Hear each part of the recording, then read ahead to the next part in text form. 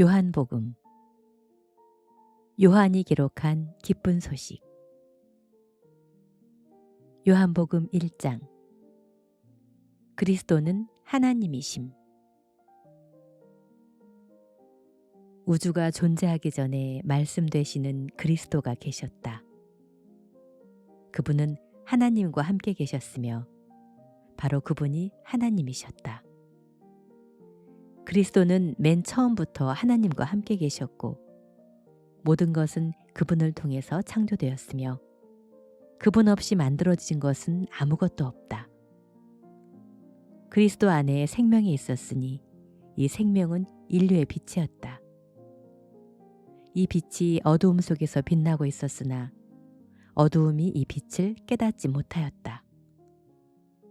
하나님이 보내신 요한이라는 사람이 있었다. 그는 이 빛에 대해서 증거하여 사람들이 자기를 통해 믿도록 하기 위해서 왔다. 그는 빛이 아니었으며 다만 이 빛에 대하여 증거하러 온 것뿐이었다. 세상에 와서 모든 사람을 비추는 참 빛이 있었다. 그분이 세상에 계셨고 세상은 그분을 통해서 만들어졌는데도 세상이 그분을 알지 못했으며 자기 땅에 오셨으나 자기 백성들까지도 그분을 영접하지 않았다. 그러나 그분은 자기를 영접하고 믿는 사람들에게는 하나님의 자녀가 되는 특권을 주셨다. 이 사람들이 하나님의 자녀가 된 것은 핏줄이나 육체적 욕망이나 사람의 뜻으로 된 것이 아니라 하나님의 뜻에 의해서 된 것이다. 말씀 되시는 그리스도께서 사람이 되어 우리 가운데 사셨다. 우리가 그분의 영광을 보니 하나님 아버지의 외아들의 영광이었고 은혜와 진리가 충만하였다. 세례 요한의 증언. 요한은 그분에 대하여 이렇게 외치며 증거하였다. 내가 전에 내 뒤에 오시는 분이 나보다 위대한 것은 그분이 나보다 먼저 계셨기 때문이라고 말했는데 그가 바로 이분이시다. 우리는 모두 그분의 넘치는 은혜를 한없이 받았다. 율법은 모세를 통해 주신 것이지만 은혜와 진리는 예수 그리스도를 통해 왔다. 지금까지 하나님을 본 사람은 없다. 그러나 아버지의 품 안에 계시는 외아들이 그분을 알리셨다. 한 번은 예루살렘의 유대인들이 요한에게 제사장들과 레위인들을 보내 당신이 누구요 하고 물어보게 하였다. 그래서 요한이 조금도 숨기지 않고 나는 그리스도가 아니다 하고 솔직하게 말하자 그들은 다시 물었다. 그러면 당신은 누구요?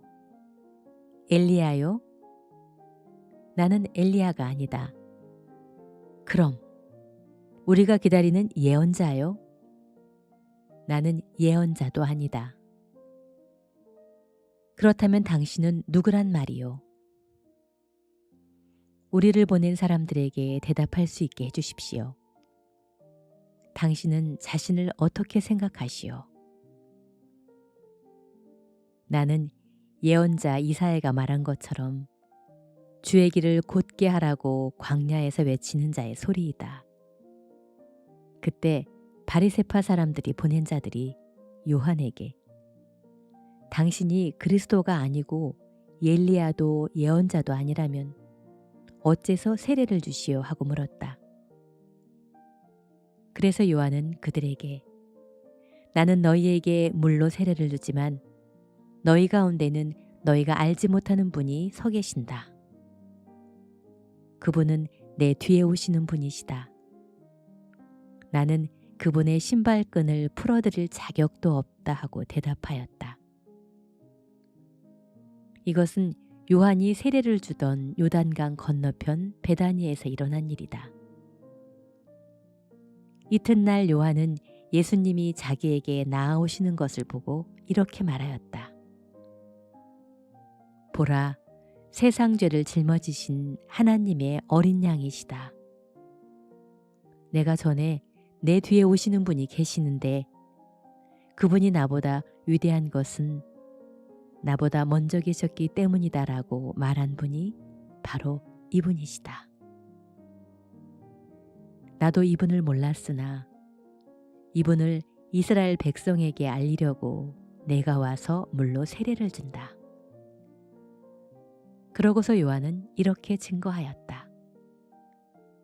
나는 성령님이 하늘에서 비둘기처럼 내려와 이분 위에 머무시는 것을 보았다.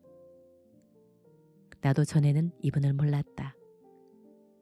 그러나 물로 세례를 주라고 나를 보내신 분이 나에게 성령이 내려와서 어떤 사람 위에 머무는 것을 보거든 그가 곧 성령으로 세례를 주실 분인 줄 알아라 하고 일러주셨다. 그래서 내가 그것을 보고 이분이 하나님의 아들이라고 증거하는 것이다. 제자들을 선택하심. 이튿날 요한이 그의 두 제자와 함께 서 있다가 예수님이 지나가시는 것을 보고 보라, 하나님의 어린 양이시다 하였다. 요한의 말을 듣고 두 제자가 예수님을 따라갔다. 예수님이 돌아서서 그들이 따라오는 것을 보시고 무엇을 원하느냐 하고 물으시자 그들이 선생님, 어디에 머물고 계십니까? 하고 되물었다. 그때 예수님은 따라오너라. 그러면 알게 될 것이다 하고 대답하셨다.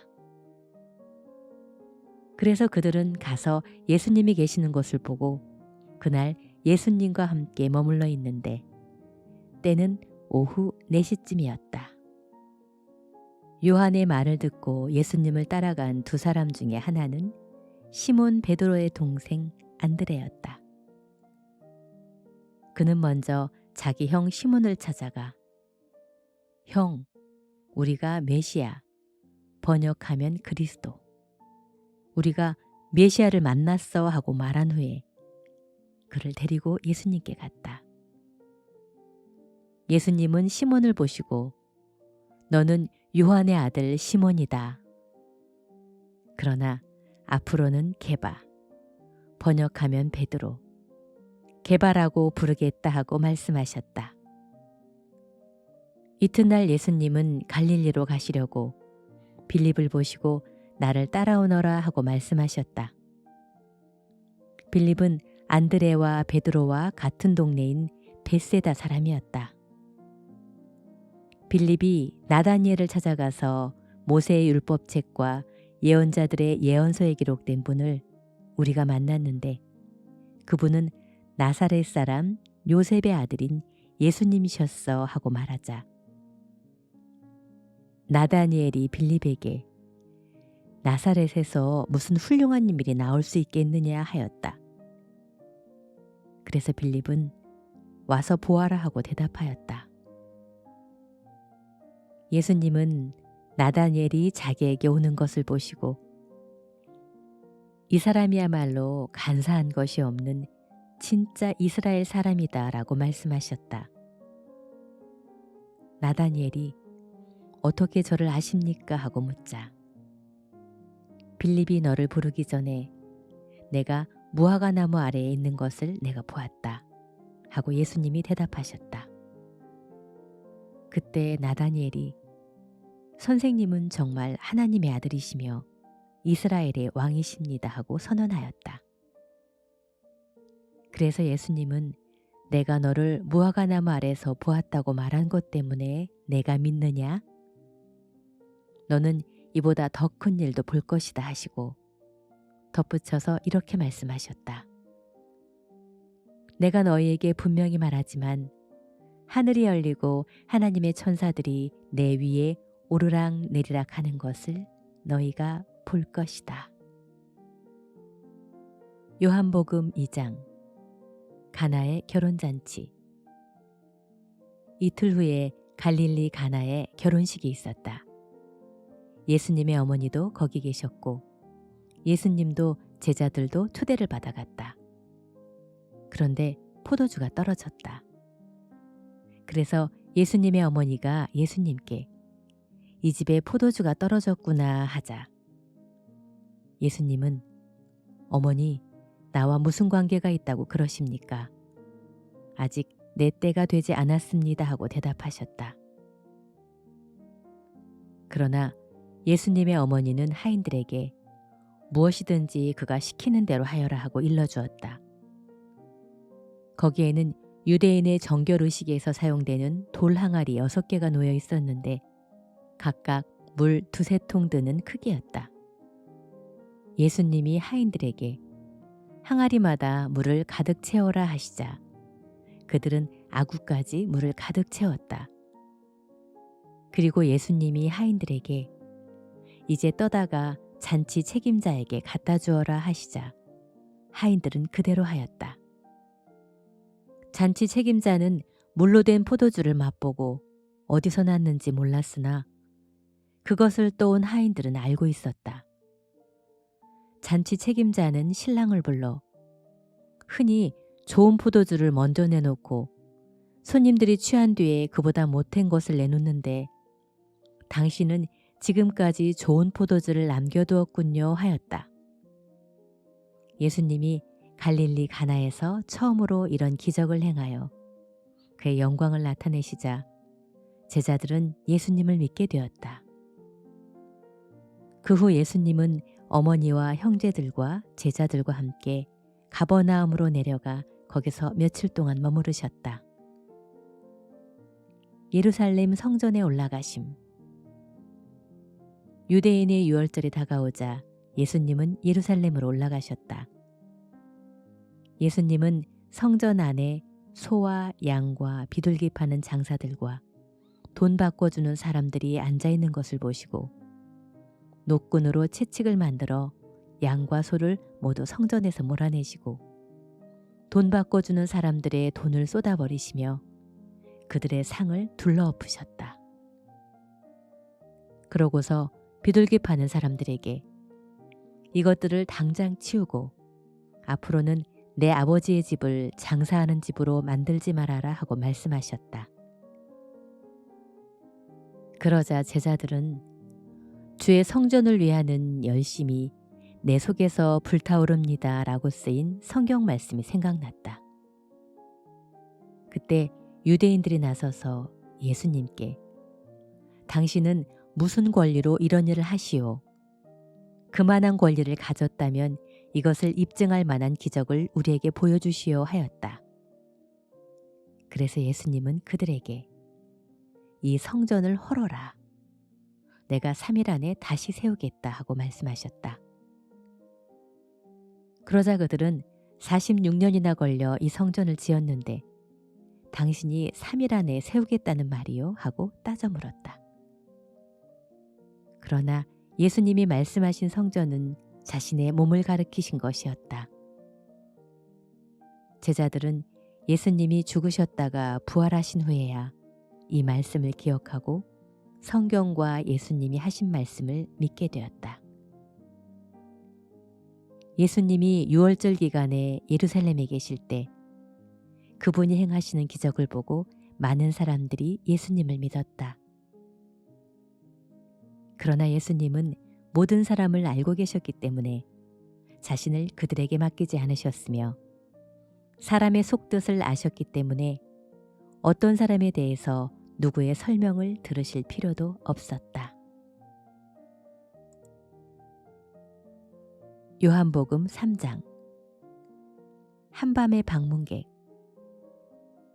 바리새파 사람 중에 니고데모라는 사람이 있었다. 그는 유대인의 의회 의원이었다. 그가 어느 날 밤 예수님께 와서 선생님, 우리는 당신을 하나님께서 보내신 분이라고 알고 있습니다. 하나님이 함께하지 않으면 선생님이 베푸시는 기적을 아무도 행할 수 없습니다 하고 말하였다. 그래서 예수님은 니고데모에게 내가 분명히 너에게 말하지만 누구든지 다시 나지 않으면 하나님의 나라를 볼 수가 없다 하고 대답하셨다. 니고데모가 예수님께 사람이 늙으면 어떻게 다시 날 수 있겠습니까? 어머니 뱃속에 들어갔다가 다시 태어난다는 말씀이십니까? 하고 묻자 예수님은 이렇게 대답하셨다. 내가 분명히 말해두지만 누구든지 물과 성령으로 다시 나지 않으면 하나님의 나라에 들어갈 수가 없다. 육체에서 난 것은 육체이고 성령으로 난 것은 영이다. 너는 다시 나야 한다는 내 말을 이상히 여기지 말아라. 바람은 불고 싶은 대로 분다. 너는 그 소리를 들어도 어디서 불어와서 어디로 가는지 모른다. 성령으로 난 사람도 다 이와 같다. 그때 니고데모가 어떻게 이런 일이 있을 수 있겠습니까? 하고 물었다. 그래서 예수님이 그에게 대답하셨다. 너는 이스라엘의 선생이면서 이런 것도 모르느냐? 내가 사실대로 말하지만 우리가 아는 것을 말하고 본 것을 증거해도 너희는 우리 증거를 받아들이지 않는다. 내가 세상 일을 말해도 너희가 믿지 않는데 하늘의 일을 말한다면 어떻게 믿겠느냐? 하늘에서 내려온 나 외에는 아무도 하늘에 올라간 사람이 없다. 모세가 광야에서 뱀을 쳐든 것 같이 나도 높이 들려야 한다. 이것은 나를 믿는 사람마다 영원한 생명을 얻도록 하기 위해서이다. 하나님이 세상을 무척 사랑하셔서 하나밖에 없는 외아들마저 보내주셨으니 누구든지 그를 믿기만 하면 멸망하지 않고 영원한 생명을 얻는다. 하나님은 세상을 심판하시려고 아들을 보내신 것이 아니라 그를 통해서 세상을 구원하시려고 보내셨다. 그를 믿는 사람은 심판을 받지 않지만 믿지 않는 사람은 하나님의 외아들의 이름을 믿지 않았기 때문에 이미 심판을 받은 것이다. 심판의 근거는 빛이 세상에 왔으나 사람들이 자기들의 행위가 악함으로 빛보다 어두움을 더 사랑한 바로 그것이다. 악을 행하는 사람은 누구나 자기 행위가 드러날까 봐 빛을 미워하며 빛으로 나아오지 않는다.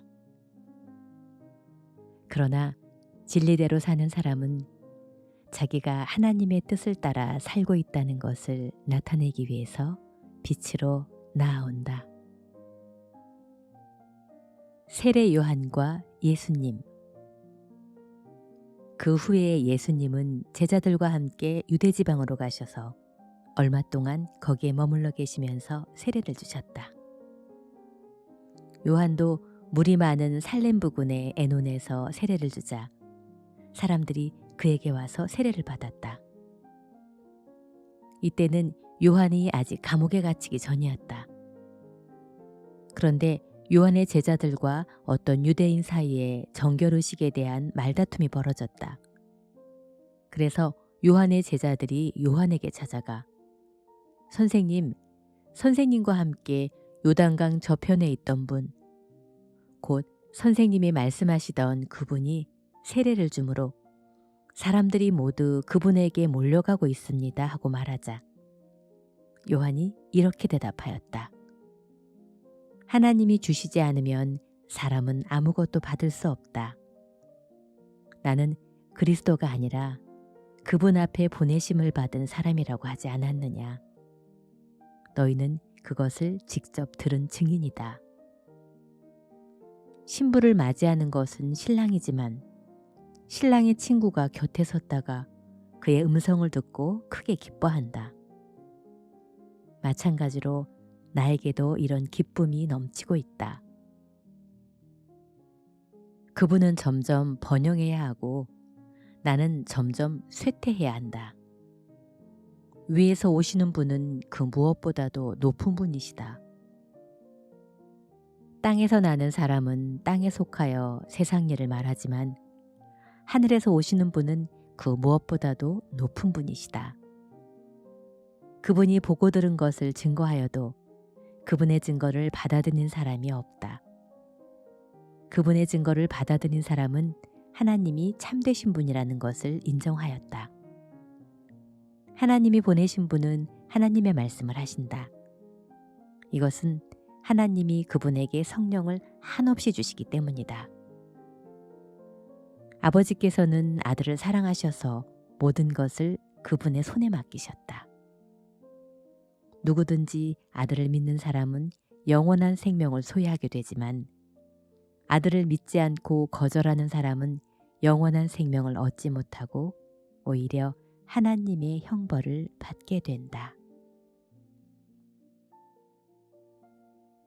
요한복음 4장 우물가의 여인. 예수님이 요한보다 더 많이 제자를 삼고 세례를 준다는 소문이 바리새파 사람들의 귀에 들어갔다. 그러나 예수님이 직접 세례를 주신 것이 아니라 제자들이 준 것이었다. 예수님은 이것을 아시고 유대를 떠나 다시 갈릴리로 향해 가셨는데 도중에 사마리아를 지나서 가야만 했다. 그래서 예수님은 수가라는 사마리아의 한 마을에 이르시게 되었다. 이 마을은 야곱이 그의 아들 요셉에게 준 땅에서 가깝고 또 야곱의 우물이 있는 곳이었다. 예수님은 여행이 피곤하여 우물가에 앉으셨다. 때는 낮 12시경이었다. 마침 사마리아 여자 하나가 물을 기르러 오자 예수님은 그에게 물을 좀 달라고 하셨다. 그때 제자들은 먹을 것을 사러 마을에 들어가고 없었다. 그 여자가 예수님께 당신은 유대인인데 어떻게 사마리아 여자인 나에게 물을 달라고 하십니까? 하였다. 이것은 유대인들과 사마리아인들이 서로 교제하지 않았기 때문이었다. 그래서 예수님이 그 여자에게 대답하셨다. 내가 만일 하나님의 선물과 또 물을 좀 달라고 하는 사람이 누군지 알았더라면 내가 그에게 생수를 달라고 했을 것이고 그는 너에게 생수를 주었을 것이다. 선생님, 물 기를 그릇도 없고 이 우물은 깊은데 어디서 그런 생수를 구한단 말씀이십니까? 이 우물을 우리에게 준 우리 조상 야곱과 그의 아들들과 가축이 다 이 물을 마셨습니다. 선생님은 야곱보다도 위대하십니까? 이 물을 마시는 사람마다 다시 목마를 것이지만 내가 주는 물을 마시는 사람은 절대로 목마르지 않을 것이다. 참으로 내가 주는 물은 그에게 끊임없이 솟구쳐 나오는 영원한 생명의 샘물이 될 것이다. 선생님, 그런 물을 저에게 주십시오. 그러면 제가 다시는 목마르지도 않고 물을 기르러 여기까지 올 필요도 없을 것입니다. 가서 내 남편을 불러오너라. 저는 남편이 없습니다. 남편이 없다는 내 말이 옳다. 너에게는 남편이 5명이나 있었으나 지금 너와 함께 살고 있는 사람도 사실 내 남편이 아니고 보면 너는 바른 말을 한 것이다. 선생님, 제가 보니 선생님은 예언자이십니다. 우리 조상들은 이 산에서 예배를 드렸는데 유대인들은 예루살렘에서 예배를 드려야 한다고 주장합니다. 여자여, 내 말을 믿어라. 이 산이든 예루살렘이든 아버지께 예배를 드리는 장소가 문제가 되지 않을 때가 오고 있다. 너희 사마리아 사람들은 알지 못하는 것을 예배하고 우리는 아는 것을 예배한다. 이것은 구원이 유대인에게서 나오기 때문이다. 아버지께 진정으로 예배하는 사람들이 영적인 진실한 예배를 드릴 때가 오는데 바로 이때이다. 아버지께서는 이렇게 예배하는 사람을 찾으신다. 하나님은 영이시다. 그래서 예배하는 사람은 영적인 진실한 예배를 드려야 하는 것이다. 그리스도라는 메시아가 오실 줄을 나는 알고 있습니다. 그분이 오시면 모든 것을 우리에게 설명해 주실 것입니다.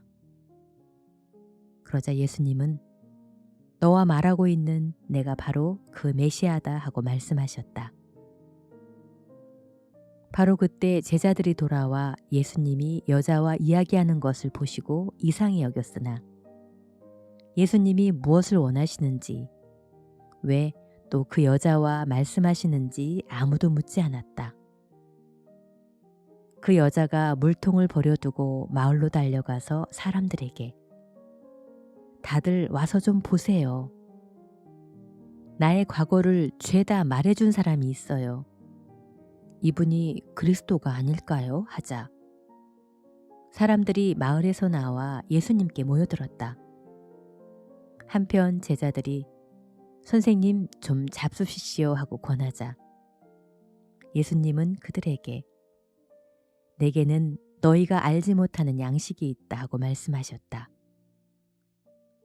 이 말씀을 듣고 제자들은 누가 잡수실 것을 갖다 드렸을까 하고 서로 의아스럽게 생각하였다. 그러자 예수님이 이렇게 말씀하셨다. 내 양식은 나를 보내신 분의 뜻을 실천하고 그분의 일을 완성하는 것이다. 너희는 아직 넉 달이 더 있어야 추수 때가 온다고 하지 않았느냐? 그러나 내가 너희에게 말한다. 눈을 떠서 들판을 바라보아라. 곡식이 다 익어 추수할 때가 되었다. 이미 추수하는 사람이 싹을 받고 영원한 생명을 위한 열매를 거둬들이고 있다. 이것은 씨 뿌리는 사람과 거둬들이는 사람이 함께 기뻐하도록 하기 위해서이다. 그러므로 한 사람은 심고 다른 사람은 거둔다는 말이 사실이다. 너희가 수고하지 않은 것을 거두라고 내가 너희를 보냈다. 다른 사람들은 수고하였고 너희는 그들이 수고한 열매를 거두고 있다. 예수님이 자기 과거를 죄다 말씀하셨다고 증거한 그 여자의 말을 듣고 그 마을에 사는 많은 사마리아 사람들이 예수님을 믿었다. 사마리아 사람들이 예수님께 와서 그곳에 머물러 달라고 하므로 예수님은 거기서 이틀을 머무셨다. 예수님의 말씀을 듣고 더 많은 사람이 믿게 되었다. 그들은 그 여자에게 이제 우리가 믿는 것은 당신의 말 때문이 아니라 우리가 직접 이분의 말씀을 들었고 또 이분이야말로 정말 세상의 구주라는 것을 우리가 알게 되었기 때문이요 하였다. 이틀 후에 예수님은 그곳을 떠나 갈릴리로 가시면서 예언자가 자기 고향에서는 존경을 받지 못한다 하고 직접 말씀하셨다. 예수님이 갈릴리에 도착하시자 그곳 사람들은 그분을 반갑게 맞아들였다. 이것은 그들이 명절에 예루살렘에 갔다가 거기서 예수님이 하신 모든 일을 직접 보았기 때문이다. 신하의 아들을 고치심. 예수님은 전에 물로 포도주를 만드신 갈릴리 가나로 다시 오셨다. 그곳에는 왕의 신하 한 사람이 있었는데 그의 아들이 가버나움에서 앓고 있었다. 그 신하는 예수님이 유대에서 갈릴리로 오셨다는 말을 듣고 예수님을 찾아가 가버나움으로 와서 다 죽게 된 자기 아들을 살려달라고 애원하였다. 그때 예수님이 그에게 너희가 기적과 신기한 일을 보지 않고는 쉽게 믿지 않을 것이다 하고 말씀하시자 그는 예수님께 주님, 제 아이가 죽기 전에 어서 내려와 주십시오 하고 간청하였다. 그래서 예수님은 돌아가거라. 내 아들은 살았다 하고 말씀하셨다. 그 사람은 예수님의 말씀을 믿고 떠났다. 그는 가는 도중에 종들을 만나 아이가 살아났다는 말을 듣고 병이 낫기 시작한 때를 물었다.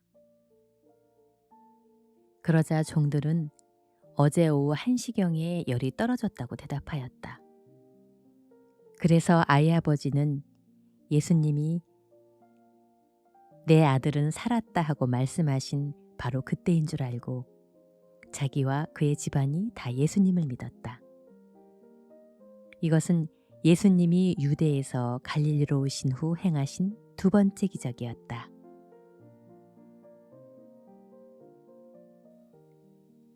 요한복음 5장.